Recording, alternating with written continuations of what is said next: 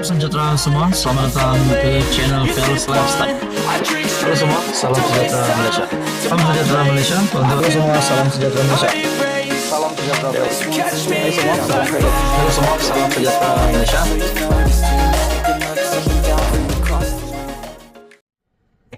Hai, halo, salam sejahtera Malaysia. Tuan-tuan dan puan yang amat dihormati semua. Nah, baru-baru ini kita dikejutkan dengan tawaran harga untuk mengambil nyawa Perdana Menteri Datuk Seri Anwar Ibrahim sebanyak RM5 juta. Kita juga tahu individu lelaki yang berusia 30-an itu telah ditangkap, ditahan. Nah, persoalannya siapakah lelaki ini?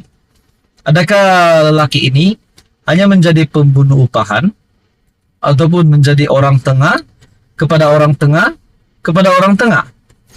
Siapakah dalang? Siapakah mastermind bagi perkara ini? Kalau benar memang wujud misi untuk meragut nyawa Perdana Menteri. Saudara-saudara yang amat dihormati, perkara ini amat serius. Ini adalah berkaitan dengan perkara yang amat sensitif. Meragut nyawa seorang Perdana Menteri. Bukan kerana Anwar Ibrahim sebagai Perdana Menteri, tetapi bagi rakyat biasa juga ini adalah perkara yang amat serius. Nah, perkara pertama yang bermain di pikiran saya, siapa mastermind untuk untuk isu ini? Untuk mendapatkan nyawa Anwar Ibrahim, siapapun juga akan mendapat RM5 juta untuk ganjaran bagi pekerjaan itu. Nah, timbullah spekulasi. Sudah pasti yang membuat menjadi mastermind bagi perkara ini adalah orang yang kaya. Itu pertama, orang yang kaya. Kedua, musuh kepada Perdana Menteri Anwar Ibrahim. Nah, bila kita gabungkan kaya dan musuh, mungkin banyaklah timbul di pikiran kita. Tapi kita tahu setakat ini orang yang paling kaya yang menjadi musuh Anwar Ibrahim, saya tak tahu siapa, sebab mungkin ramai lagi musuh Datuk Seri Anwar Ibrahim yang kita tak tahu di luar sana. Tetapi kalau ada yang menyatakan mungkin Mahathir, bagi saya agak menolak. Saya menolak, bukan agak menolak. Saya amat menolak perkara ini sebab kita tidak boleh membuat spekulasi ini. Adakah siapa juga musuh-musuh Perdana Menteri? Mungkinkah daripada kepimpinan PAS, mungkin daripada Bersatu? Bagi saya tidak salah juga untuk kita membuat spekulasi. Tetapi untuk mempercayainya itu adalah satu perkara yang salah.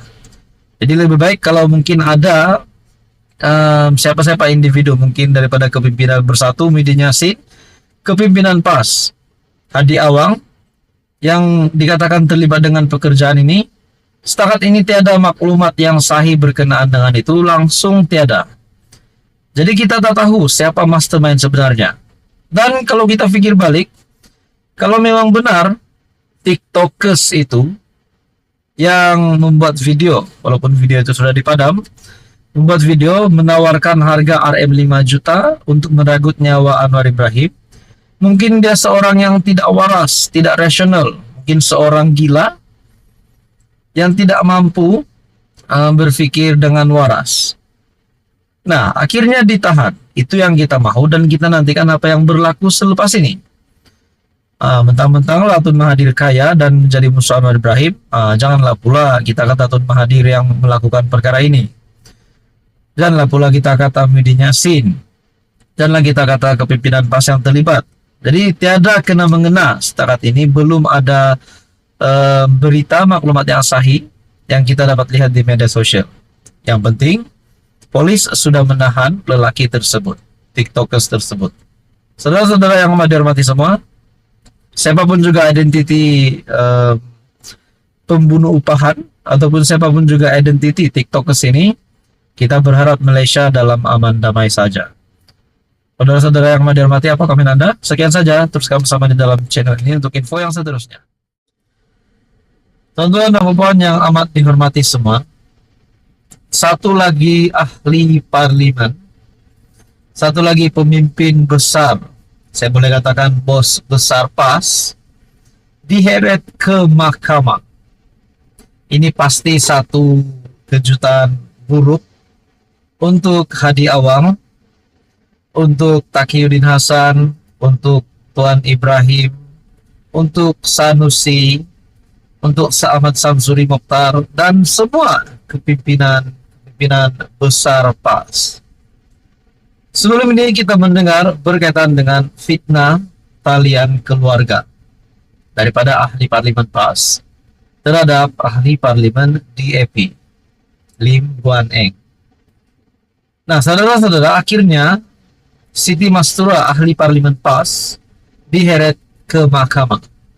Bukankah dengan ini satu risiko untuk ahli parlimen PAS ini ditangkap ataupun dikenakan tindakan undang-undang sehingga kan membolehkan beliau untuk masuk penjara? Saudara-saudara yang amat dihormati, satu artikel dari Malaysia Kini menyatakan fitnah pertalian keluarga. Pemimpin DAP heret Siti Mastura ke mahkamah. Pengurusi DAP Lim Guan Eng dan dua lagi veteran parti memfailkan saman fitnah terhadap ahli parlimen PAS Siti Mastura Muhammad. Ia berhubung dakwaan bahwa mereka mempunyai pertalian keluarga dengan pemimpin PKM Parti Komunis Malaya Ong Boon Hua yang juga dikenali sebagai Chin Peng, dan bekas Perdana Menteri Singapura Lee Kuan Yew. Guan Eng serta veteran DAP Lim Kit Siang dan ahli parlimen Seputeh Teresa Kok memfailkan saman sivil di Mahkamah Tinggi Georgetown 2 hari lalu. Ketika dihubungi Malaysia Kini, Peguam Sankara Nair mengesahkan bahwa salinan saman yang dimeterai itu sedang dalam proses untuk disampaikan kepada Siti Mastura. 3 saman itu adalah berhubung ucapan ahli parlimen kepala batas Siti Mastura pada majlis kempen pilihan raya kecil Parlimen Kemaman di Dewan Berlian Majlis Perbandaran Kemaman pada 4 November lalu. Melalui tuntutan mahkamah, ketiga-tiga plaintif menuntut ganti rugi am, ganti rugi teruk, pampasan dan teladan, serta injunksi untuk menghalang defendant daripada terus mengulangi dakwaan itu. Ketiga-tiga mereka mendakwa kenyataan Siti Mastura bukan saja tidak benar, tetapi dibuat dengan niat jahat untuk memberi bayangan. Kononnya, mereka coba menjejaskan proses demokrasi dan keselamatan negara. Nah, artikel dari Malaysia Kini menyatakan pemimpin DAP heret Siti Mastura ke mahkamah. Satu lagi ahli parlimen daripada PAS diheret ke mahkamah. Bagi saya ini pasti satu kejutan buruk untuk PAS. Apapun komen Anda berkaitan dengan isu ini, teruskan bersama di dalam channel ini. Jangan lupa tekan butang like, share, dan juga subscribe.